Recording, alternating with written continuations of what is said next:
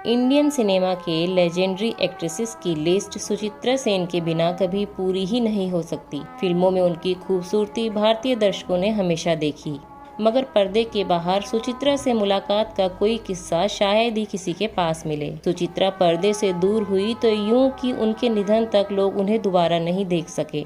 6 अप्रैल 1931 को पैदा हुई सुचित्रा को किंवदंती नायिका के नाम से भी जाना जाता है। सबसे आइकॉनिक एक्ट्रेसेस में से एक सुचित्रा जब जनता की नज़रों के सामने आखिरी बार आई तो 47 साल की थी।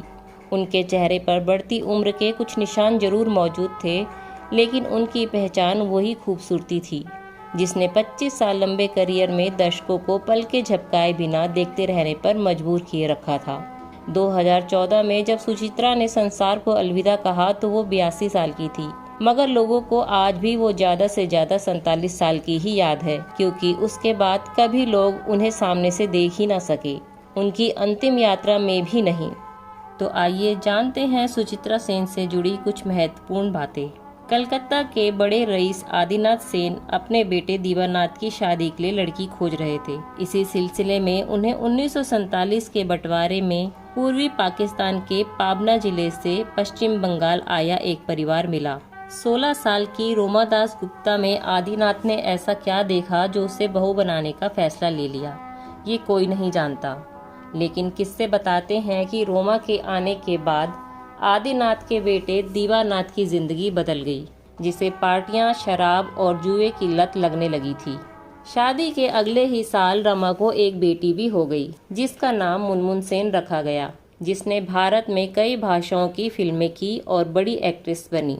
लेकिन इससे पहले मुनमुन की मां रोमा खुद सिनेमा की आइकॉन बनने निकली थी। 50 के दशक में एक शादीशुदा और एक बच्चे की मां का एक्टिंग में कदम रखना एक बहुत बड़ी बात थी, मगर रोमा ने ये बड़ा कदम उठाया और स्क्रीन पर उन्हें सुचित्रा सेन के नाम से जाना गया। उनकी पहली बंगाली फिल्म शेष कोथाई थी, लेकिन कभी रिलीज नहीं हुई, मगर इसके बाद जो हुआ उसने जैसे सुचित्रा की तकदीर ही बदल दी।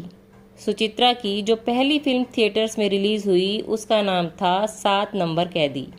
ये फिल्म बुरी तरह फ्लॉप हुई, जिसके बाद तरुण मुखर्जी की फिल्म एटम बम में सुचित्रा ने एक बैकग्राउंड या कहिए कि एक्स्ट्रा रोल में काम किया। ये फिल्म 1951 में बनी थी, मगर रिलीज 1954 में हुई।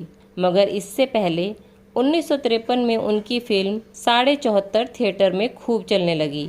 इस फिल्म में सुचित्रा पहली बार उत्तम कुमार के साथ नजर आई, जिन्हें बंगाली सिनेमा का महानायक भी कहा जाता है। ये फिल्म बड़ी हिट बनी और फिर उत्तम सुचित्रा की जोड़ी ऐसी पॉपुलर हुई कि अलग अलग डायरेक्टर्स ने करीब 20 सालों तक इस जोड़ी को फिल्मों में खूब रिपीट किया।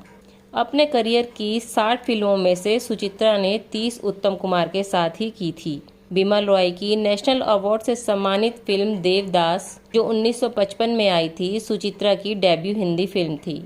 बिमल रॉय ने पहले मीना कुमारी को इस किरदार के लिए अप्रोच किया था, मगर उनके पति कमाल अमरोही ने कुछ ऐसी शर्तें रखी जो उन्हें स्वीकार नहीं थी। तब तक सुचित्रा बंगाली में उत्तम कुमार के साथ अग्नि परीक्षा जैसी सुपरहिट फिल्म दे चुकी थी। कहते हैं कि यहीं से बिमल दा ने सुचित्रा को पारो के रोल के लिए अप्रोच किया। देवदास में चंद्रमुखी के रोल के लिए वैजयंती माला को बेस्ट सपोर्टिंग एक्टर का नेशनल अवार्ड ऑफर हुआ, लेकिन उन्होंने ये कहते हुए अवार्ड लेने से इनकार कर दिया कि फिल्म में सुचित्रा और उनका रोल बराबर था। सुचित्रा ने न सिर्फ पर्दे पर दमदार किरदार निभाए, बल्कि पर्दे के बाहर भी अपने लिए सॉलिड पहचान क्रिएट की।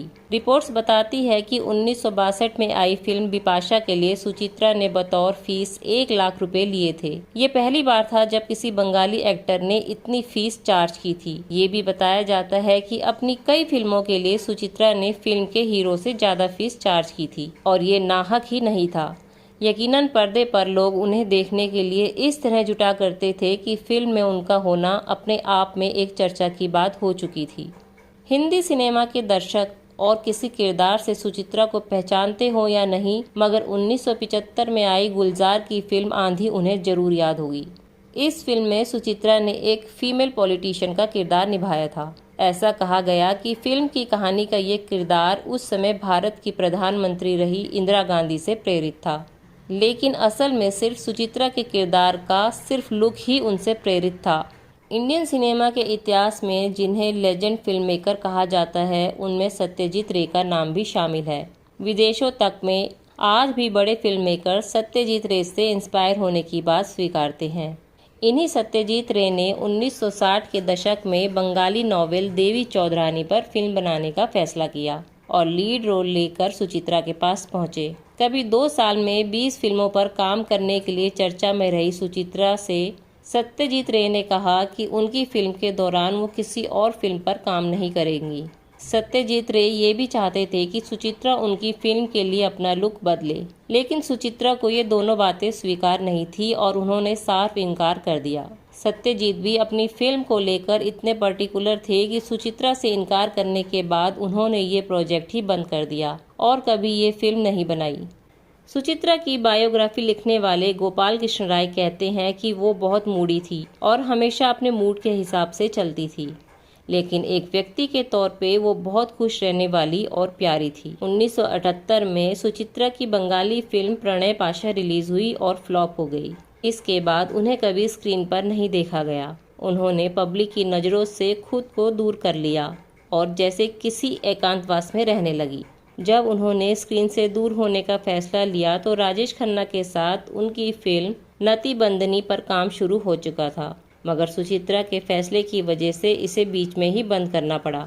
ऐसा भी कहा जाता है कि 1980 में अपने मशहूर स्क्रीन पार्टनर उत्तम कुमार के निधन के बाद उन्होंने जनता की नज़रों से खुद को ज़्यादा दूर कर लिया था। अपने आखिरी दिनों में लोगों की नज़रों से दूर सुचित्रा रामकृष्ण मिशन को समय दिया करती थी और बागबानी, पढ़ाई वगैरह में मन लगाकर समय बिताती थी।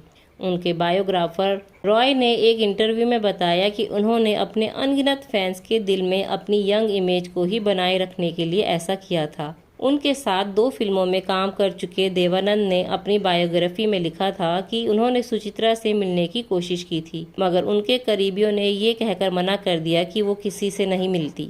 दिसंबर 2013 में लंग इन्फेक्शन की शिकायत के साथ सुचित्रा को हॉस्पिटल में भर्ती करवाया गया था। उनके ट्रीटमेंट के दौरान भी इस बात का पूरा ध्यान रखा गया कि प्राइवेसी बनी रहे।